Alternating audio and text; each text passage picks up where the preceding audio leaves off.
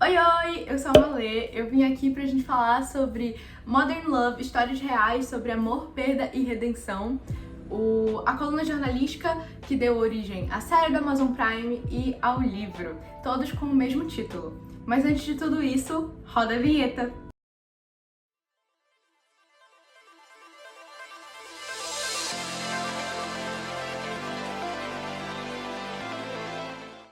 Modern Love é uma coluna que nasceu lá nos Estados Unidos no ano de 2004 no jornal conhecidíssimo The New York Times. Ela foi fundada pela editora, jornalista, escritora e romancista Cathy Hanauer, pelo jornalista Daniel Jones e pelo editor e jornalista Trip Gabriel. Eles tentaram ao máximo fugir daquela coisa de amor convencional que a gente convencionalmente via na TV, de amor romântico, que a gente se viu, se conheceu, se apaixonou de cara e foi feliz pra sempre. Não. Pelo contrário disso, eles sempre tentam mostrar relações que têm luzes e trevas, assim como as nossas da vida real, né? É exatamente isso que faz aquela coisa que, enquanto a gente tá assistindo ou lendo, a gente pensa, putz, eu vivi isso, ou caramba, isso me tocou. Uma coisa... Mano, um fato incrível é que eles recebiam mais de 8.000 relatos por ano.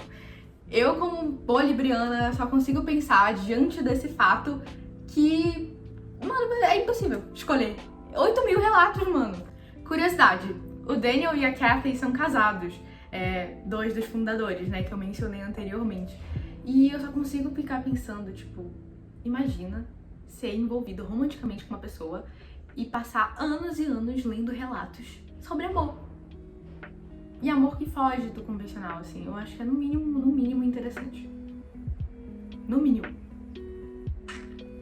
E agora a gente vai pra parte em que eu dou opiniões que ninguém pediu.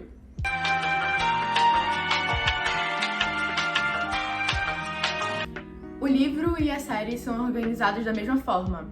Um relato toma um capítulo ou um episódio. E todos esses relatos que apareceram na série e foram pro livro foram originalmente publicados na coluna do The New York Times. Ou seja, um capítulo e um episódio têm a mesma duração que uma coluna jornalística. Eles conseguiram preservar muito bem essa sensação de duração na série. Essa coisa que é breve, mas que é longo o suficiente para mostrar o quão profundo é qualquer vestígio de amor. E sempre com aquele gostinho de quero mais no final, que é uma coisa que eu gostei muito, porque deixa muito claro que não é o fim. O fim, aquela história que a gente acabou de ver não é uma vida inteira, ainda tem muita coisa pra rolar depois daquilo. E esses detalhes deixam uma leitura muito fluida, do mesmo jeito que você consegue ver a temporada inteira em um dia. Quando você vê, você já viu um episódio, 2, 3 e você já tem que esperar mais um ano pra próxima temporada. Ajuda muito também o fato de que a Amazon não foi tímida na contratação do elenco, né? Tem muitos nomes aclamados, como Anne Hathaway e Kit Harington. Todos eles, inclusive os menos conhecidos, conseguem entregar muito bem todos os sentimentos das pessoas, dos relatos, assim. Você consegue entender o quão profundo é, o quão real é o que aquela pessoa tá passando. Mas, ainda assim, eu acho que no livro a gente consegue entender melhor a visão dos donos dos relatos, os sentimentos deles, as expectativas do que eles estão pensando, o que eles não dizem, mas que influencia na narrativa. Já na série, ela já começa avisando que tem elementos fictícios que foram desenvolvidos especialmente para adaptação para as telas. A gente sabe que a forma de consumir conteúdo audiovisual é muito diferente da forma de consumir conteúdo escrito. Então, acaba se fazendo necessária essas adaptações para aumentar as chances da série estourar. Principalmente quando ela segue o estilo hollywoodiano, que é o que normalmente a gente está acostumado a assistir. Porque a vida não é feita de acontecimentos enormes e interessantíssimos 24 horas de todos os dias. Então, para que as coisas fiquem mais interessantes nas telas, é preciso dramatizar. Dramatizar as coisas. Isso acontece muito, por exemplo, em produções que ilustram momentos históricos, tipo a série Reign e o filme Maria Antonieta. Mesmo com tudo isso, em geral, eles conseguiram representar muito bem, posicionar muito bem as histórias originais nos episódios. Mas é um meio em que você não consegue expor 100% todos os pensamentos da personagem, né? Então fica minimamente à mercê de quem tá assistindo. Um exemplo, na minha opinião, foi o episódio 7 da segunda temporada, que chama Como Você Lembra de Mim. As diferenças já começam no título, que não é esse que eu acabei de falar pra vocês. Ele originalmente foi publicado como Durante uma noite de sexo casual, mensagens urgentes ficam sem resposta.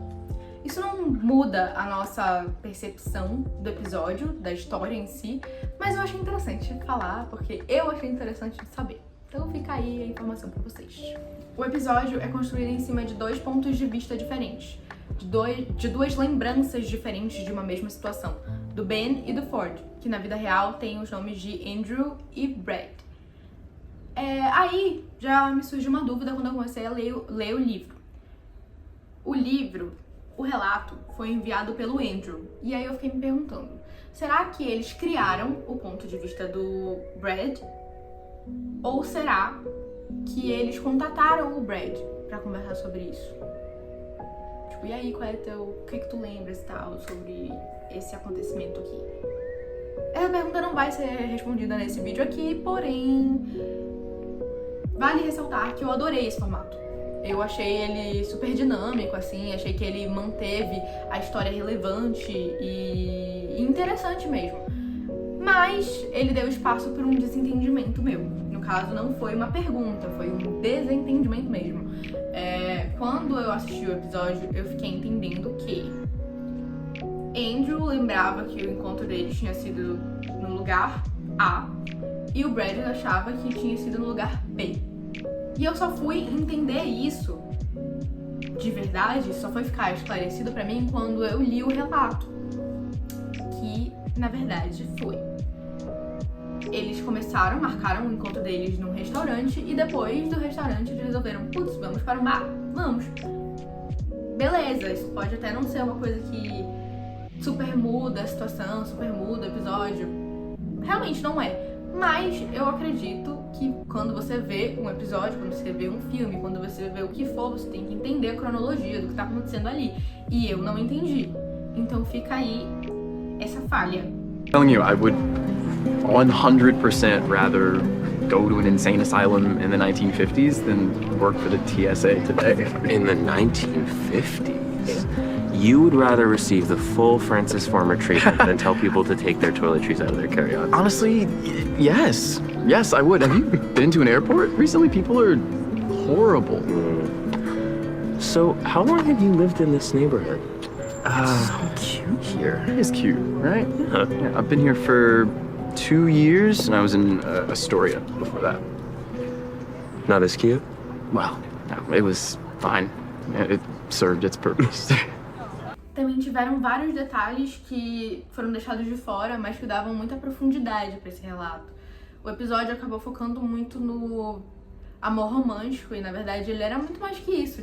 Aquele relato era sobre muito mais que isso. Ele era sobre a dor que foi perder o pai do Andrew, todo o contexto que precedeu essa perda e toda a confusão sentimental que foi ter um amor de uma noite só se esbarrando com todo esse contexto familiar. É lógico que a gente também tem que levar em consideração as diferenças entre lidar com o número de caracteres e lidar com o orçamento de uma produção audiovisual, que envolve equipe, cenário, dias de gravação e etc, etc, etc. E eu acho até que eles podem ter tido um ponto, tá? Na hora de excluir esses fatos, esses outros fatos que não foram mencionados no episódio. Talvez eles quisessem que o episódio focasse em uma relação só, em um tipo de amor só, mas na minha sincera opinião, se eles querem, né, que seja um amor mais real possível, vida nenhuma é focada em uma relação só. Então eu mantenho o meu ponto.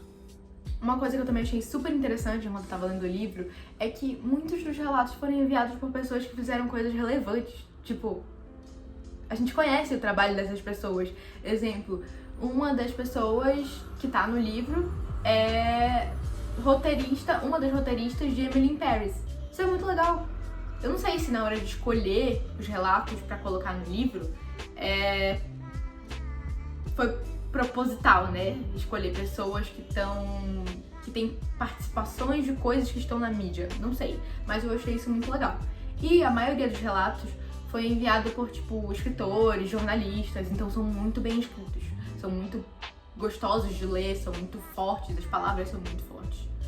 Com todas essas diferenças, com todos esses pontos que eu mencionei ao longo desses minutos que a gente tá conversando aqui, tanto a série quanto o livro não deixam de ilustrar um aspecto que é importantíssimo para Modern Love, que é a vulnerabilidade intrínseca de qualquer forma de amar.